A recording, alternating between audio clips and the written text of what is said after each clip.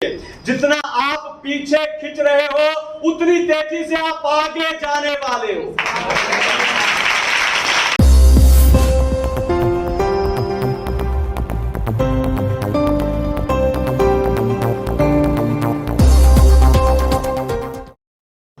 Hallelujah. तो आइए आज के वचन में चले, पवित्र शास्त्र बाइबल से आज का संदेश सुने।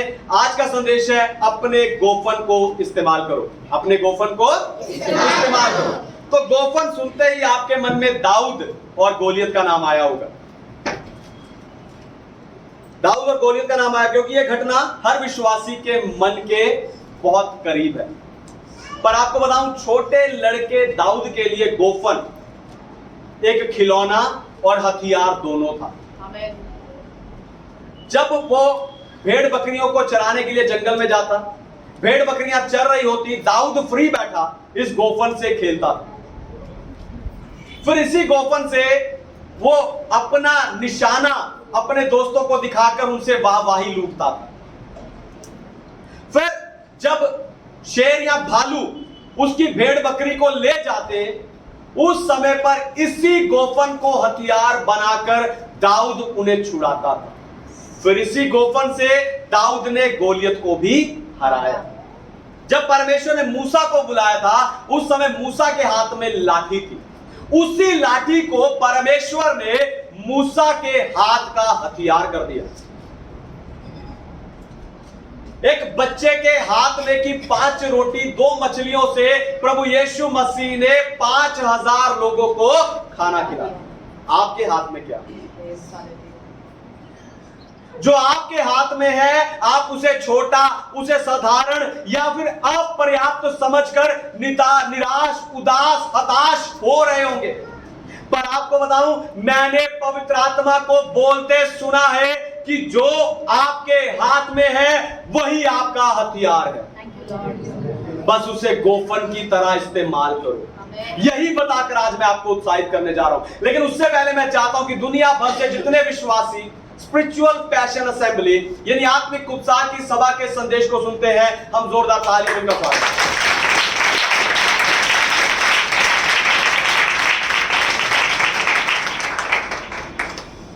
अपने गोफन को इस्तेमाल करो। पहली बात, गोफन आपकी योग्यता है। गोफन आपकी योग्यता। पढ़िए पहला शमूएल अध्याय 17 वचन 34 से 36। फर्स्ट शमूएल चैप्टर 17 वर्स 34 टू 36। दाऊद ने शाऊल से कहा, तेरा दास अपने पिता की भेड़ बकरियां चराता था, और जब कोई सिंह या भालू झुंड में से मेमना उठा जाता, तब मैं उसका पीछा करके उसे मारता और मेमने को उसके मुंह से छुड़ा लेता, और जब वह मुझ पर हमला करता, तब मैं उसके केश को पकड़कर उसे मार डालता था। तेरे दास ने सिंह और भालू दोनों को मारा है, और वह खतना रहित फलिश्ती उनके समान हो जाएगा, क्योंकि उसने जीवित परमेश्वर की सेना को ललकारा है। आमीन, हालेलुया। परमेश्वर के नाम की महिमा हो। तो जो आपके हाथ में है उसे गोफन की तरह इस्तेमाल करो, क्योंकि वही आपकी योग्यता है। राजा शाऊल को बताने से पहले दाऊद ने शेर और भालू को मारने की बात कभी किसी को नहीं बताई थी, क्योंकि शायद उसके घर के लोग और उसके दोस्त कभी भी इसे सच नहीं मानते, और इसलिए उन्हें बताने का कोई फायदा भी नहीं। आपको बताऊं, आपके सफल ना होने का सबसे बड़ा कारण है कि आप अपनी योग्यताएं उन लोगों को बता रहे हो जिन्हें बताने का कोई फायदा नहीं। हालेलुया। जिन्हें बताने का कोई फायदा नहीं है, क्योंकि वो आपकी योग्यताओं को अपनी योग्यताओं से नापते हैं, फिर आपको छोटा समझते हैं और नीचा दिखाते हैं। एक राजा ही सच्चे योद्धा को पहचान सकता है। इसलिए दाऊद ने अपनी योग्यता सिर्फ राजा शाऊल को बताई। दाऊद ने यह योग्यता किसी स्कूल या कॉलेज में नहीं, पर जीवन के अनुभव से सीखी थी। जंगल उसके टेस्ट थे और जंगली जानवर उसके पेपर थे।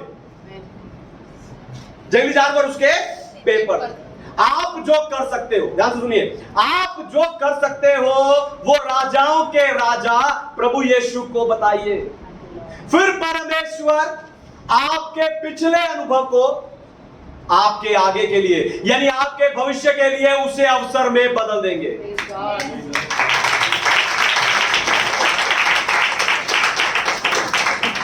गोलियत तलवार, भाला और सांग लेकर दाऊद से लड़ने के लिए आया, लेकिन दाऊद गोफन लेकर गए, क्योंकि दाऊद जानता था कि एक योद्धा के तरीके से हराया नहीं जा सकता। जो तलवार चलाना जानता है उसे तलवार से हराया नहीं जा सकता। इसलिए उसने एक अलग तरीका और हथियार चुना। हालेलुया। दाऊद ने एक अलग तरीका और एक अलग हथियार चुना।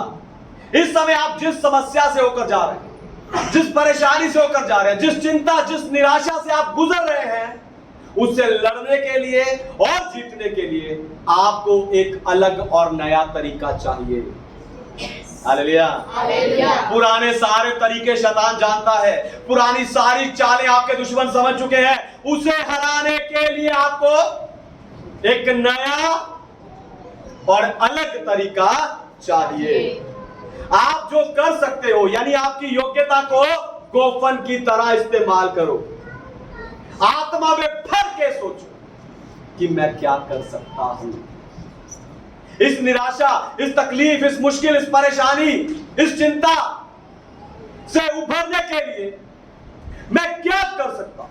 आत्मा में भर कर सोचिए कि मैं क्या कर सकता हूं, क्योंकि वही आपकी जीत का सबसे बड़ा हथियार है। हालेलुया। अपने गोफन को इस्तेमाल करो। दूसरी बात, गोफन से निशाना लगाओ। गोफन से पढ़िए पहला कुरिन्थियों अध्याय 9 वचन 26। 1 Corinthians chapter 9 verse 26। इसलिए मैं तो इसी रीति से दौड़ता हूँ, परंतु लक्ष्यहीन नहीं। मैं भी इसी रीति से हुक्मों से लड़ता हूँ, परंतु उसके समान नहीं जो हवा फेंकता हुआ लड़ता है। आमीन। हालेलुया। हालेलुया। परमेश्वर के नाम की महिमा हो। तो आपको बताऊं, जैसे तीर के बिना धनुष्य किसी काम का नहीं है, वैसे ही पत्थर के बिना गोफन भी किसी काम का नहीं, क्योंकि गोफन से निशाना लगाने के लिए आपको पत्थर चाहिए होता। इसलिए दाऊद ने नाले में से 5 चिकने पत्थर लिए, फिर उसी में से एक पत्थर को उसने गोफन में रखकर घुमाकर गोलियत के माथे पर निशाना लगाया और गोलियत नीचे गिर गया। हालेलुया। आपको बताऊं, आगे आने के लिए, सफल होने के लिए, आगे आने के लिए आपको आगे रहने की जरूरत नहीं है। कभी कभी जीतने के लिए पीछे भी होना पड़ता है। दोबारा सुनिए, ध्यान सुनिए। आगे आने के लिए, यानी सफल होने के लिए आगे रहना जरूरी नहीं है। कभी कभी जीतने के लिए पीछे भी होना पड़ता है। गोफन को जब घुमाकर फेंका जाता तो एक कदम पीछे लेकर फेंका जाता। गुलेल से जब पत्थर मारा जाता है तो गुलेल को भी पीछे खींचकर उस पत्थर को छोड़ा जाता। पीछे हटने का और पीछे खींचने का अर्थ है कि आपका पत्थर, ध्यान सुनिए, कि आपका पत्थर निशाने की तरफ और तेजी से जाएगा। हो सकता है इस समय आपको लग रहा हो कि मेरी गरीबी, मेरी परेशानी, मेरी मुश्किल, मेरी तंगी, मेरी बीमारी, मेरा कर्जा मुझे जीवन में पीछे धकेल रहे हैं। पर आपको बताऊं, जितना आप खींच रहे हो, ध्यान सुनिए, जितना आप पीछे खींच रहे हो उतनी तेजी से आप आगे जाने वाले हो।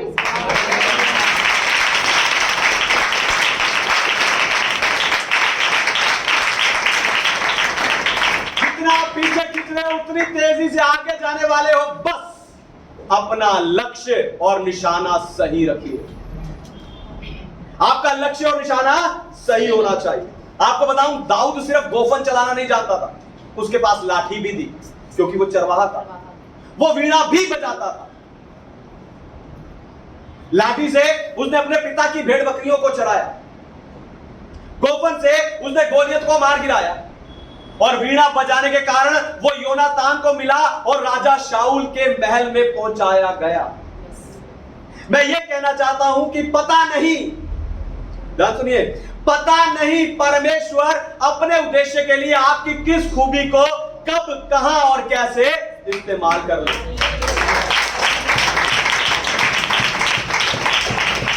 नूह को परमेश्वर ने नाव बनाने के लिए इस्तेमाल किया।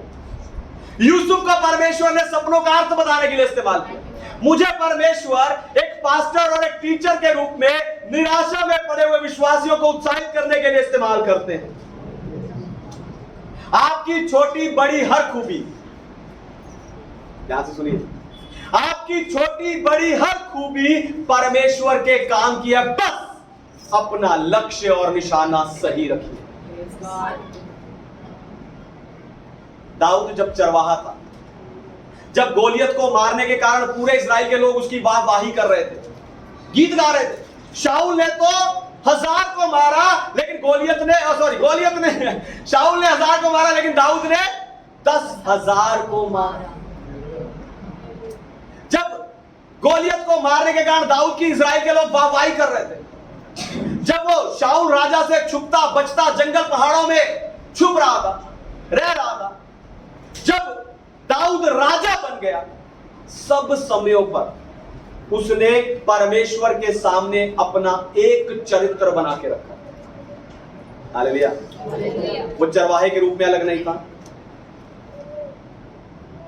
गोलियत के लड़ने के समय अलग नहीं था, जंगल में छुपने के समय अलग नहीं था, गुफाओं में पहाड़ों में रहने के समय अलग नहीं था, राजा बनने के समय वो अलग नहीं था। सब समयों पे उसने परमेश्वर सामने अपना एक चरित्र बना के रखा। हम चर्च में कुछ हैं, बाहर कुछ हैं, दफ्तर में कुछ हैं, पड़ोसियों में कुछ हैं, रिश्तेदारों में कुछ हैं। दाऊद ने कभी भी परिस्थितियों के हिसाब से अपना चरित्र नहीं बदला। जब आप भी, ध्यान सुनिए, जब आप भी परमेश्वर और मनुष्य के सामने एक जैसा चरित्र बना के रखते हो, तब आपका भविष्य अच्छा होता जाता है। हालेलुया। तब आपका भविष्य अच्छा होता जाता है। तो आपकी थैली में जो खूबियां हैं, ध्यान सुनिए, आपकी थैली में जो खूबियां हैं उन्हें बार बार चेक करते रहो, जैसे बटुआ और फोन चेक करते हो। आपकी थैली में जो खूबियां हैं उन्हें बार बार चेक करते रहो। पढ़िए, ये मेरी है, मैं इसे इस्तेमाल कर सकता हूं। आपको बार बार उन्हें चेक करना, खुद को याद करवाते रहना कि मैं इसे इस्तेमाल कर सकता हूं, क्योंकि आपके जीवन के गोलियत को मार गिराने के लिए आपको इन्हीं से निशाना लगाना है। हालेलुया।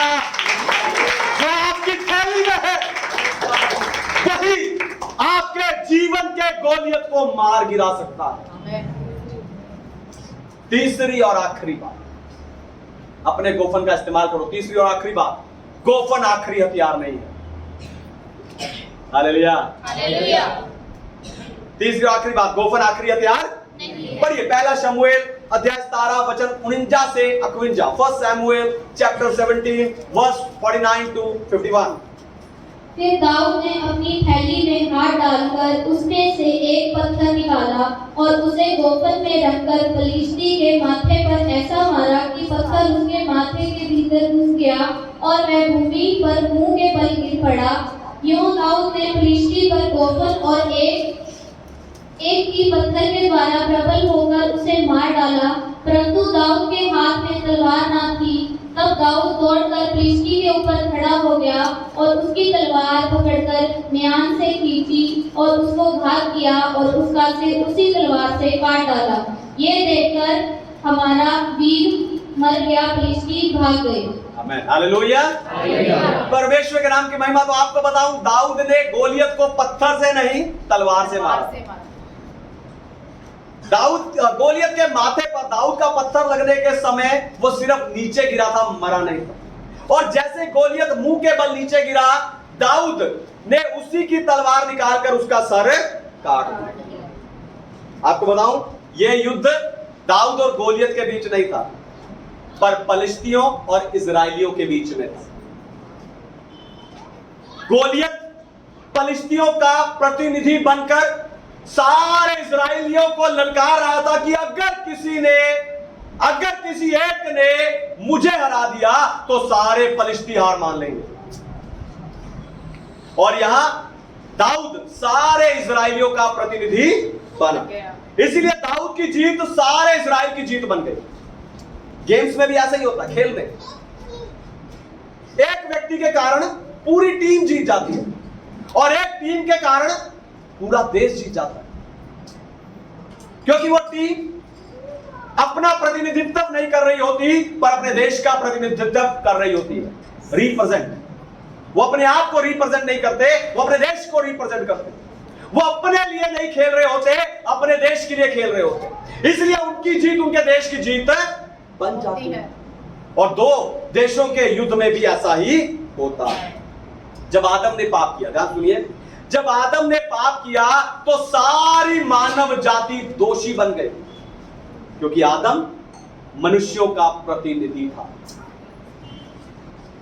और वो पाप श्राप बनके मनुष्यों के ऊपर ऐसा पड़ा कि मनुष्य जो कुछ करता था उसमें उसे आशीष और बरकत नहीं मिलती थी। दिन भर मेहनत करके, भाग दौड़ करके, पैसे कमा के भी पेट नहीं भरता। अपनी पढ़ाई, अपनी बुद्धि, अपनी योग्यता, अपनी क्षमता सब लगाने के बाद भी अपनी जरूरतें पूरी नहीं हो पा रही थी। इसलिए हम मनुष्यों को इस श्राप से छुड़ाने के लिए प्रभु यीशु मसीह हमारा प्रतिनिधि बनके इस जगत में आया। हालेलुया। उस पाप, उस श्राप से छुड़ाने के लिए हमारा प्रतिनिधि बनके प्रभु यीशु मसीह इस जगत में आया। इसीलिए बाइबल में उसे मनुष्य का पुत्र कहा गया। मनुष्य के पुत्र का अर्थ है मनुष्य का प्रतिनिधि। दोबारा सुनिए, ध्यान सुनिए, मनुष्य के पुत्र का अर्थ है मनुष्य का प्रतिनिधि। इसीलिए बाइबल में यीशु मसीह को दूसरा आदम भी कहा गया, क्योंकि सारी मानव जाति को रिप्रेजेंट या प्रतिनिधित्व करने वाले सिर्फ दो लोग हैं, आदम और प्रभु यीशु मसीह। इसीलिए लिखा, आदम में सब मरते हैं और मसीह में सब जिलाए जाते हैं।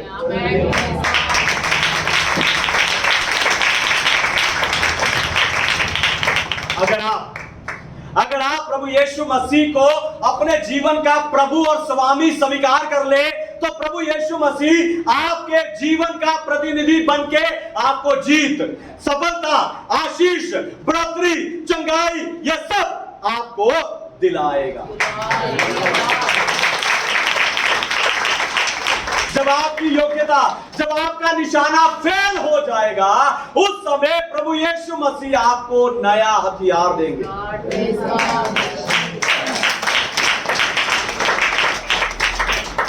इब्रानियों की पत्री 4 अध्याय 12 वचन कहता है कि परमेश्वर का वचन दो धारी तलवार है। परमेश्वर का वचन दो धारी तलवार है। इब्रानियों की पत्री 4 अध्याय 12 वचन कहता है कि परमेश्वर का वचन दो धारी तलवार है। यानी आपका आखिरी हथियार आपकी बाइबल है। कोई आखिरी हथियार नहीं है, आपका आखिरी हथियार आपकी बाइबल है। लूका के सुसमाचार 4 अध्याय में प्रभु यीशु मसीह ने शैतान के विरुद्ध इसी हथियार का इस्तेमाल किया था। वचन ही आपके अंदर आत्मा की तलवार को एक्टिवेट करता है। वचन ही आपके जीवन को प्रकाशमान करता है। इसलिए रोज बाइबल पढ़िए, उस पर मनन कीजिए और परमेश्वर के वचन अपने मुंह से बोलिए। और प्रभु यीशु मसीह आपके जीवन का प्रतिनिधित्व करते रहेंगे। हालेलुया। आखिरी में एक बात बोल के खत्म करने जा रहा हूं। युद्ध सिर्फ तलवार से जीता नहीं जाता, आपको ढाल भी चाहिए होती है और ढाल आपका विश्वास है। दोबारा सुनिए, ध्यान से सुनिए, युद्ध सिर्फ तलवार से जीते नहीं जाते, आपको ढाल भी चाहिए होती है और ढाल आपका विश्वास है। अपने विश्वास की ढाल को बाइबल कहती है ऊपर करके रखिए, युद्धों में ऊपर करके रखिए। शैतान दुश्मन गोलियत हार जाएगा।